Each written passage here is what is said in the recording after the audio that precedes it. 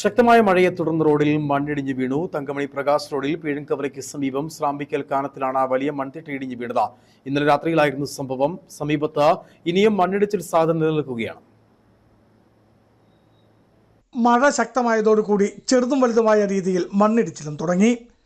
തങ്കമണി പ്രകാശ് റോഡിൽ പേഴുങ്കവലയ്ക്ക് സമീപം സ്രാമ്പിക്കൽ കാനത്തിലാണ് ഇന്നലെ രാത്രിയിൽ മണ്ണിടിച്ചിലുണ്ടായത്. കട്ടിങ് ഭാഗം റോഡിലേക്ക് ഇടിഞ്ഞു വീഴുകയായിരുന്നു. ഇവിടെ ഇനിയും മണ്ണിടിച്ചിൽ സാധ്യത ഏറെയാണ്. അത്രമേൽ അപകടകരമായ സാഹചര്യത്തിലാണ് മൺതിട്ടയുള്ളത്. ചെറുവൃക്ഷം ഉൾപ്പെടെ റോഡിൽ പതിക്കുന്ന തരത്തിലാണ് നിൽക്കുന്നത്. ഇതിന് സമീപമാണ് റോഡ് നിർമ്മാണ ഘട്ടത്തിൽ തന്നെ വശം ഇടിഞ്ഞു പോയതും.